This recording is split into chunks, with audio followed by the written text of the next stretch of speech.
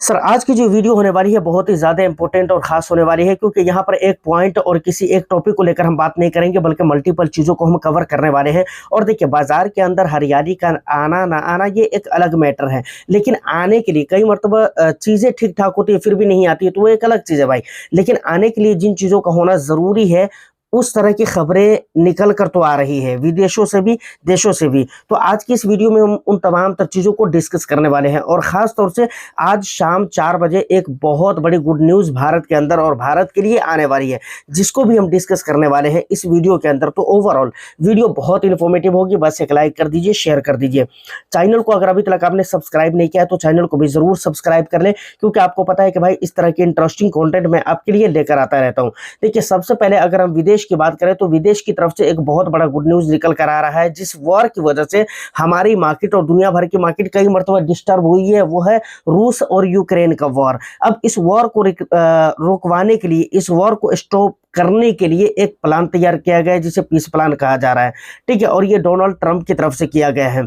यानी इस प्लान के तहत ये होगा कि दोनों देशों को कहा जाएगा कि भाई तुम लोग आपस में बातचीत करके जिस तरह से भी हो सके आप लोग इस वॉर को रोको। अब इस पे पुतिन का बहुत बड़ा बयान आया है, और आपको मालूम है कि जब झगड़ा करने वाले दो लोग हो, उसमें से ताकतवर ही अगर मान जाए कि ठीक है भाई मैं सहमत हूं, तो झगड़ा ही खत्म हो जाता है। तो पुतिन यहां पर ताकतवर है, और पुतिन ने अपनी सहमति जताई है इस बात पर कि मैं पीस प्लान के लिए बिल्कुल एग्री हूं। यानी हम चाहते हैं कि भाई ये वॉर रुक जाना चाहिए दोनों देशों के बीच में। तो ये दुनिया भर की मार्केट के लिए एक पॉजिटिव सिग्नल है, पॉजिटिव न्यूज़ है। उसके अलावा दूसरी जो खास बात है वो ये है कि भाई कल के डेट में यूएस की मार्केट बंद थी थैंक्स गिविंग डे के चलते, ठीक है।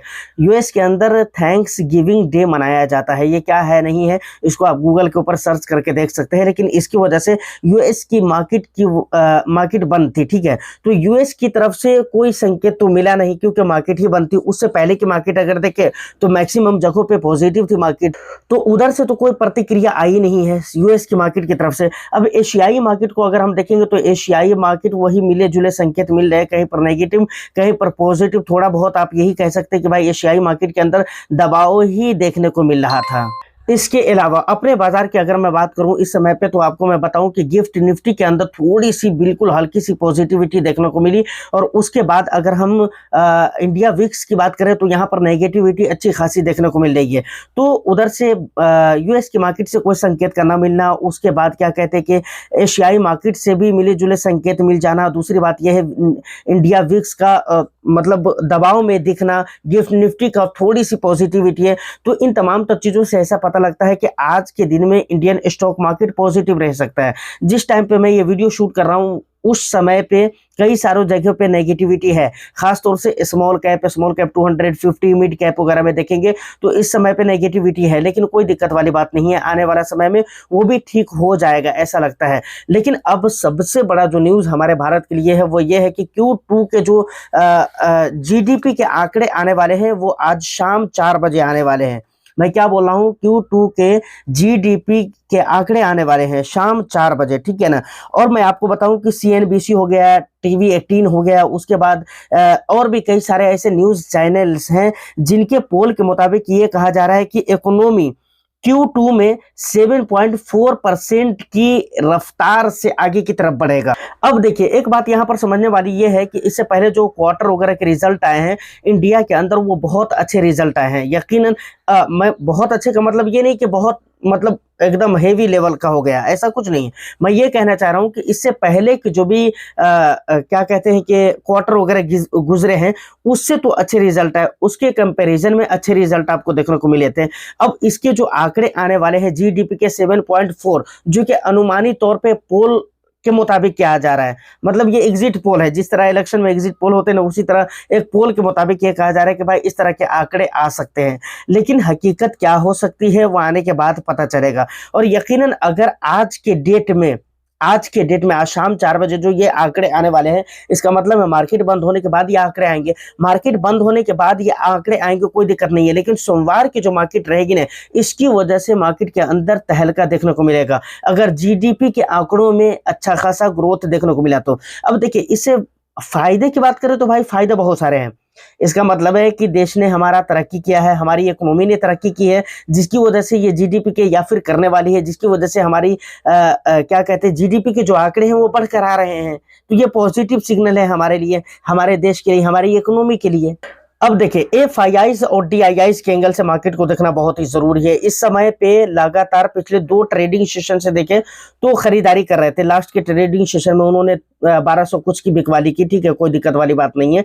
तो एफआईआईज की तरफ से अभी बहुत ज़्यादा अच्छे न्यूज़ हम एक्सपेक्ट नहीं कर सकते हैं, क्योंकि उनका ऐसे ही चल रहा है, कभी खरीदारी हो रही है, कभी बिकवाली हो रही है, कभी कुछ ऐसा करके चल रहा है, ठीक है ना। और ये सारी चीज़ें अभी चलती रहेंगी। अब देखिए 2 चीज़ यहाँ पर बहुत ही ज़्यादा ख़ास है। एक तो रूस और यूक्रेन के बीच में जो वॉर है, उन चीज़ों को लेकर जो पीस प्लान की बातें की जा रही हैं, उसके अंदर अगर दोनों तरफ से सहमति हो जाती है तो ये अच्छा इम्पैक्ट डालेगा मार्केट के ऊपर। उसके अलावा भारत के अंदर अगर जीडीपी के आंकड़े सही आ जाते हैं, जैसा कि अनुमानित तौर पे कहा जा रहा है, तो ये भी अच्छा इम्पैक्ट डाल सकता है मार्केट के अंदर। उसके अलावा जो और दूसरी चीजें हैं वो ठीक ठाक होते जाएंगे, तो धीरे धीरे निवेश आता जाएगा एफआईआईज का। लेकिन फिलहाल अभी तो बहुत ज्यादा एक्सपेक्टेशंस इन बातों से नहीं रखना चाहिए, ठीक है ना। उसके बाद लास्ट में एक बात मैं आपको कहना चाहूंगा कि भाई मीशो की तरफ से 3 दिसंबर को उसका जो आईपीओ है वो लॉन्च किया जा रहा है, ठीक है। जिस तरीके से म्यूचुअल फंड में फर्स्ट टाइम आईपीओ वगैरह के बारे में बात कर रहा हूं, तो जिस तरीके से म्यूचुअल फंड के अंदर आपने देखा होगा कि एनएफओ लॉन्च होते हैं, उसी तरीके से स्टॉक्स के अंदर क्या होता है पता है आपको? स्टॉक्स के अंदर ये होता है कि भाई वहां पर आईपीओ आता है, ठीक है ना, जिसके अंदर आप पैसे निवेश कर सकते हैं। इसके पर शेयर की अगर मैं बात करूँ, एक शेयर की अगर मैं बात करूँ तो 105 रुपये से लेकर 111 रुपये के बीच में इसके प्राइस हो सकते हैं, यानी एक शेयर के प्राइस हो सकते हैं, ठीक है ना। कंपनी की अगर मैं बात करूँ तो फिलहाल तो कंपनी अच्छा करती हुई जा रही है। जिस प्रोजेक्ट आपको मालूम है कि ई कॉमर्स बिजनेस के ऊपर उसका पूरी तरह से फोकस है, पूरी तरह से फोकस क्या मतलब उसी पे है ही वो कंपनी, ठीक है ना। उसका वही बिजनेस है, वही उसका बिजनेस मॉडल है, समझ रहे हैं ना, कि ई कॉमर्स कर रही है और उसका उस मामले में सक्सेस है। कंपनी की जो अभी तक के रिजल्ट हैं या अभी तक के जो दूसरे नतीजे हैं वो ठीक ठाक देखने को मिल रही है। तो खैर आईपीओ आ रहा है, देखिए आने वाला समय में क्या होता है वो देखने वाली बात होगी। उसके अलावा फेडरल रिजर्व बैंक की तरफ से कभी जो है ना यूएस के अंदर यानी रेट कट को लेकर कभी बातें नेगेटिवली की जाती है, कभी पॉजिटिवली की जाती है, मतलब सिचुएशन चेंज हो जाता है। कभी ऐसा लगता है किसी किसी आर्टिकल को पढ़कर कि भाई यूएस के अंदर फेडरल रिजर्व बैंक की तरफ से रेट कट किया जा सकता है।